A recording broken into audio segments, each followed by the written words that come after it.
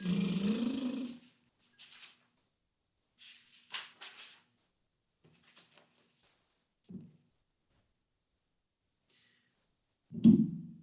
morning, everyone. Our prelude is a little bit participatory.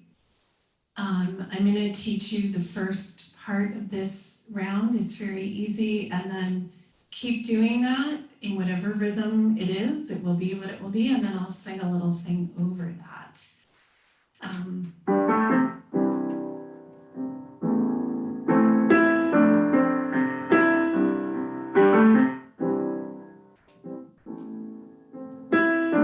Here's your part. When I breathe in, I breathe in peace. When I breathe out, I breathe out love. When I breathe in, I breathe in peace. When I breathe out, I breathe out. Going. When I breathe in, I breathe in peace. When I breathe out, I breathe out love. When I breathe in, I breathe in peace. When I breathe out, I breathe out love. When I breathe in, I breathe in peace. When I breathe out, I breathe out love. Keep going. When I breathe out, I breathe in. I breathe in peace. When I breathe out, I breathe out. I breathe out love. When I breathe out, I breathe in. I breathe in peace. When I breathe out, I breathe out love.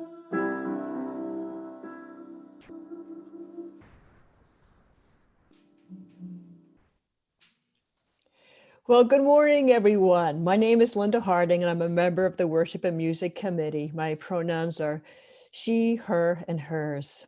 It's my pleasure to welcome you to worshiping with the First Parish Plymouth Unitarian Universalist congregation today. The first half of our service will be recorded and be posted on our Facebook page. The portion after the benediction, when we go into the candles of joy and concern, is not recorded. We are having some difficulty with Zoom this morning. We're so sorry that if you're experiencing a technical difficulty, we'll have some solutions worked out, certainly by next week. Our service today is led by our minister, Reverend Art Lavoie.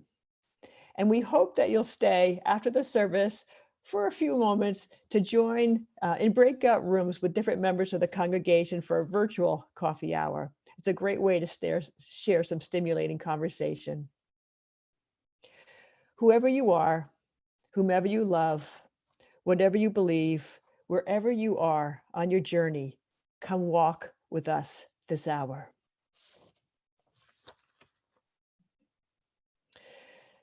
The service begins with a call to worship. This from an excerpt of Every Craftsman by Jalidian Rumi. I've said before that every craftsman searches for what's not there to practice his craft. A builder looks for a rotten hole where the roof came in. A water carrier picks the empty bucket. A carpenter stops at the house with no door. Workers rush towards some hint of emptiness, which then they start to fill. Their hope, though, is for emptiness. So don't think you must avoid it. It contains what you need. Dear soul,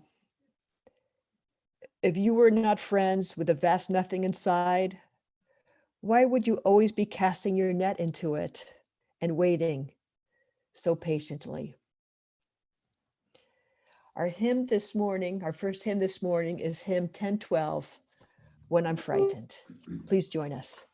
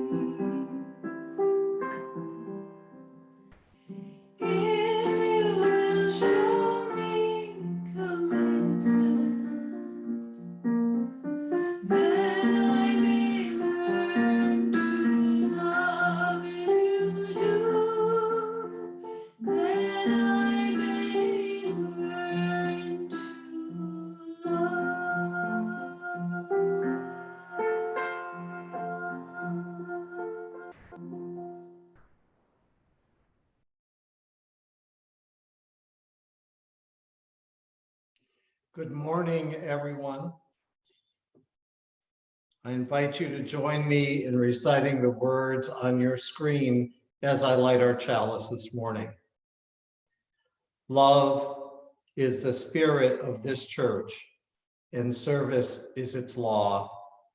This is our great covenant, to dwell together in peace, to seek the truth in freedom, to speak the truth in love, and to help one another.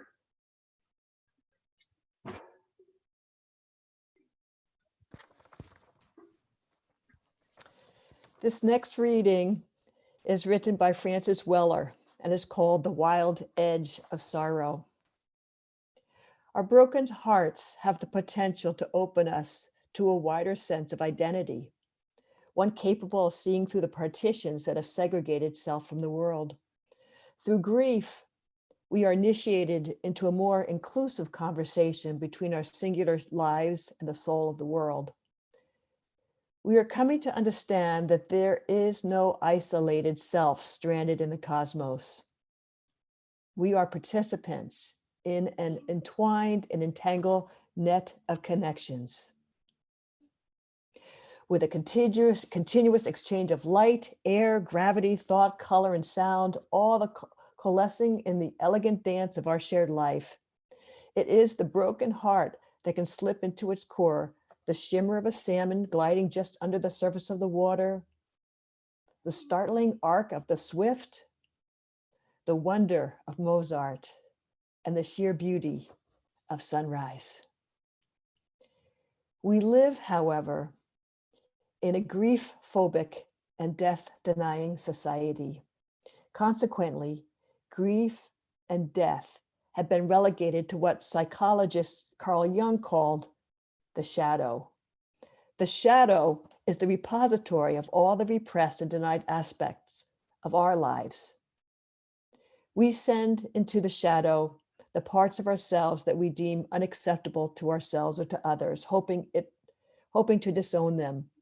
Doing this, we feel we may be spared the discomfort of having to face what has been declared unwelcome. Cultures also send aspects of psychic life into the shadow. Our refusal to acknowledge our grief and death has twisted us into a culture riddled with death.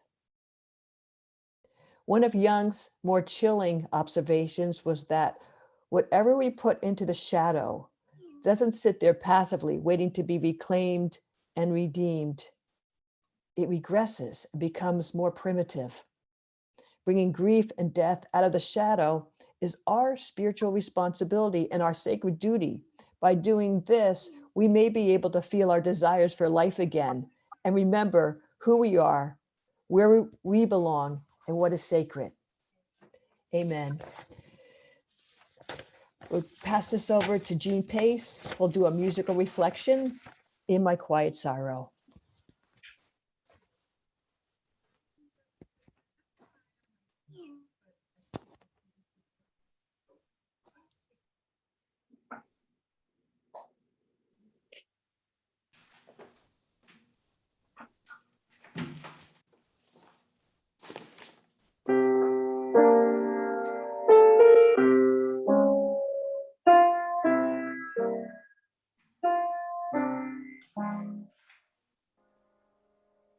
I am warm, I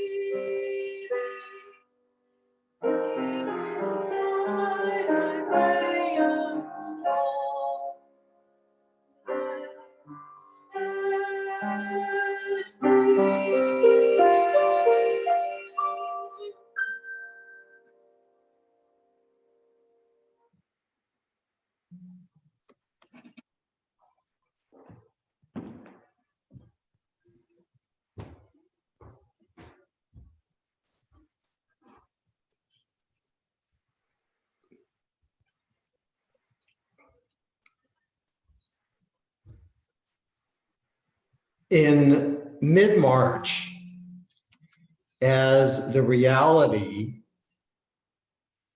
of COVID-19 was hitting home for me, I was surprised that I was much more fearful than I anticipated.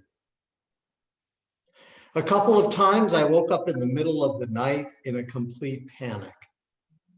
I started to ask myself if there was more going on with me than just the effects of this virus and the ways it was altering my life and my routine.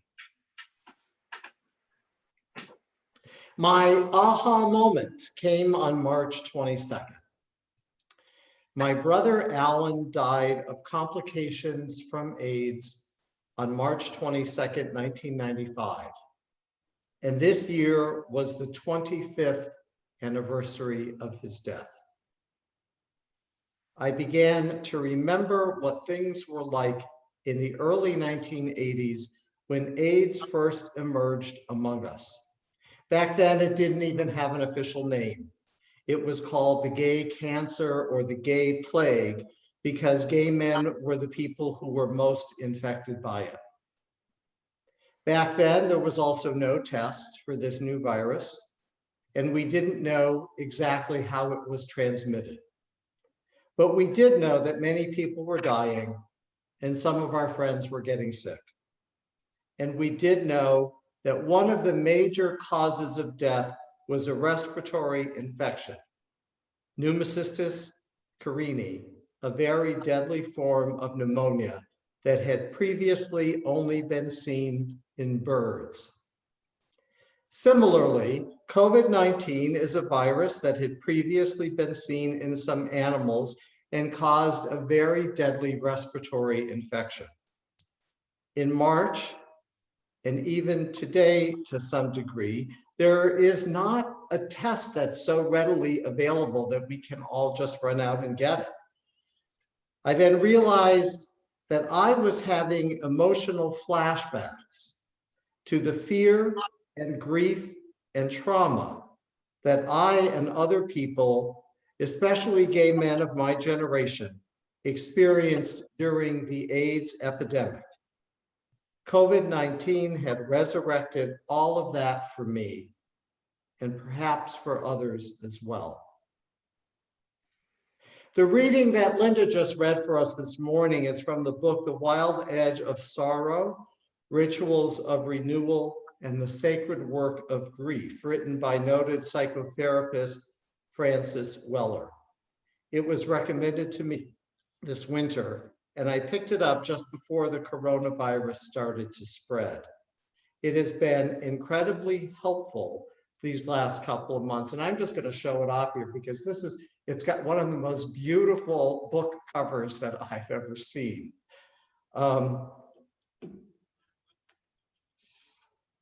Weller reminds us that grief and sorrow are not a one-time event.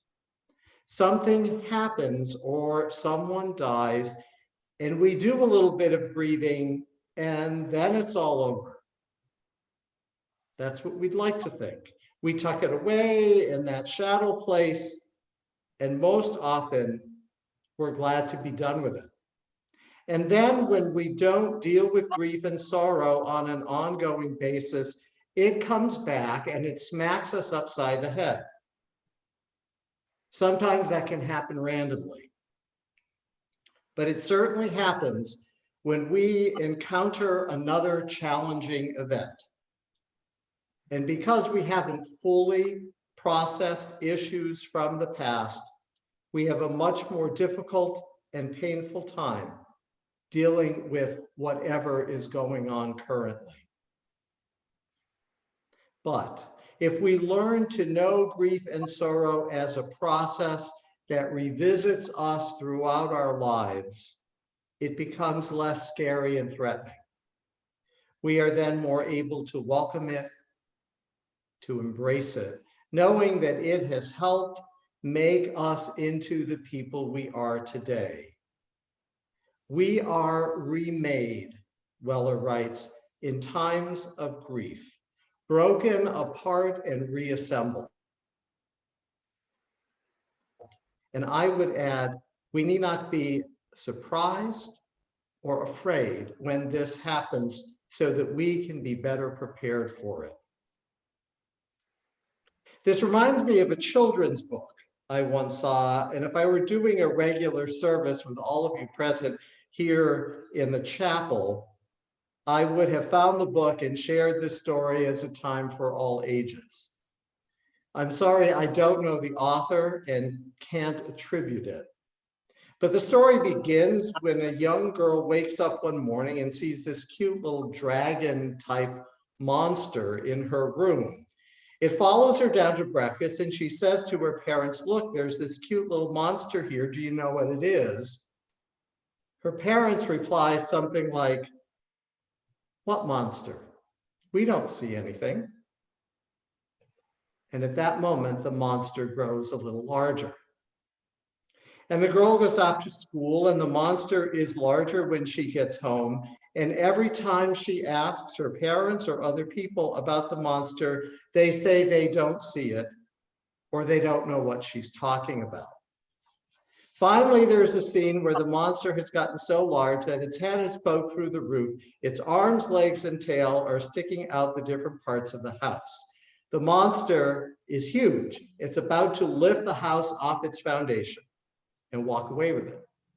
Or maybe it does that. I don't exactly remember. And when the girl asks about it one final time, her parents reply, oh, that monster. Once her parents acknowledge the existence of the monster, poof, it shrinks back down to the little stuffed animal size it began as. In this morning's reading, Francis Weller reminds us that the things we stuff down into the shadow places in our lives, the hurts, traumas, fear, grief, all those unresolved issues and parts of ourselves that we don't like, once we stuff them down there, they don't just sit there passively. They become the monsters that haunt us and chase us around the house. And the more we deny them, the more they loom over us and become the things that we fear the most. Throughout our lives, but especially at times of trauma and times like this one, where our lives have been turned upside down, this old baggage gets in the way of our being able to deal effectively with the day-to-day issues that we have to face. Another set of traumatic issues that have been stuffed into our shadow are the hurts we have experienced when important parts of us have not been seen or loved by others. These also interfere with our ability to live life in the present moment and be whole human beings. We stuff down those parts of ourselves that our family or society deem unacceptable. This creates a feeling of emptiness, empty spaces longing for embrace, for love, for support. In our call to worship this morning, the 13th century Persian poet Rumi reminds us that it is just these empty spaces that are sought after to build something new. We don't need to be afraid of them. We don't need to deny them. It is our task to acknowledge the deep scars and hurt that they have left and use that energy to bless ourselves, and to create something new and something wonderful in our lives.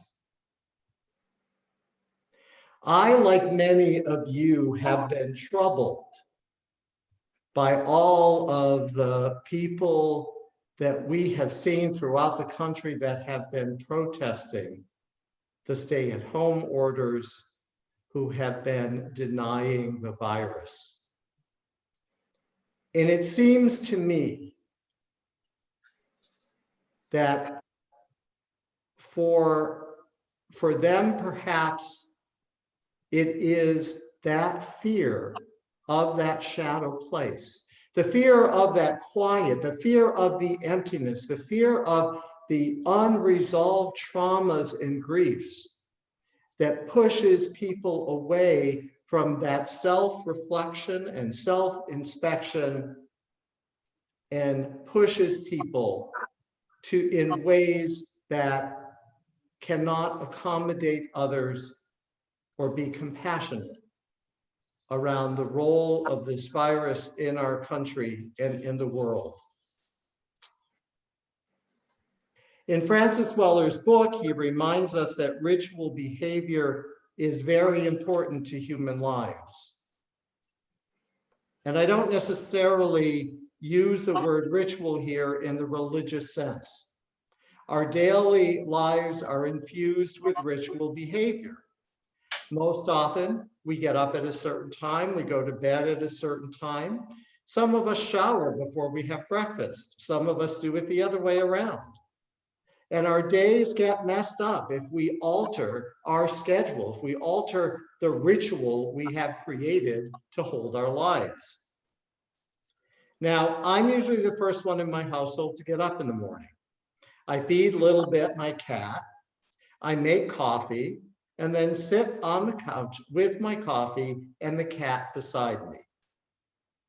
I read something from an array of spiritual literature and poetry that I have handy, and then I meditate or journal on what I have read. For many people with cognitive issues, one of the most important things for their well-being is to have a clear schedule to their day, ritual behaviors that offer a framework for daily life. This is true for all of us. And many of us began to experience when we were first housebound at the beginning of this pandemic, our regular schedule, our regular rituals were upended, and we began to fray around the edges, becoming more confused, perhaps irritable, until we created new rituals that would serve us better at this time. When we attempt to deal with any grief or trauma, any of the stuff that is located in our shadow, it is essential to create rituals, ways of dealing with these issues that help to contain them and bring healing to the broken places in our lives. The rituals we create can be done alone or with others and need to have a contained space and time to make it safe for us to go deeply into the shadow and to experience some of what is located there. Both of those are important, having a specific place and time to hold our emotional selves and the opportunity for some release. When we are able to create rituals with other people, we can be seen, understood, and accepted more clearly and know that we are not alone. Many indigenous cultures create special times for the whole community to come together and grieve. That kind of community connection is sorely missing in our culture. When we don't have those shared rituals, it becomes much easier to have the kind of partisan divides that we have today. Shortly before my brother's death, back 25 years ago, I was introduced to the Requiem that was written by the contemporary composer John Rutter. It's an incredibly beautiful piece of music and makes me cry every time I hear it. I played it just after my brother died and have played it for every significant death that I have experienced.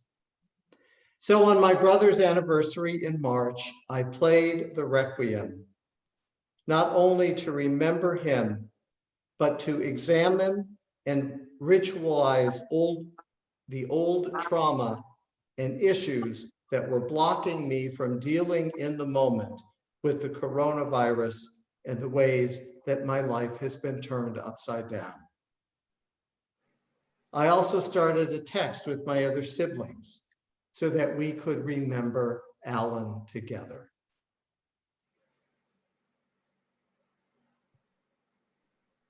In the poem, Talking to Grief, Denise Levertov writes, "Ah, grief. I should not treat you like a homeless dog who comes to the back door for a crust, for a meatless bone. I should trust you. I should coax you into the house and give you your own corner, a worn mat to lie on, your own water dish.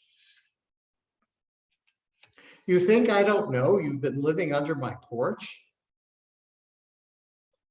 You long for your real place to be readied before winter comes. You need your name, your collar, and your tag.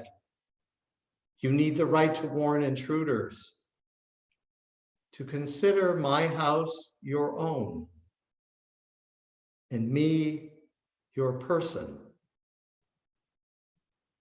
and yourself my own special dog." And I ask myself and I ask all of us this morning, what are the traumas, the grief and sorrow that continue to touch and perhaps plague your lives?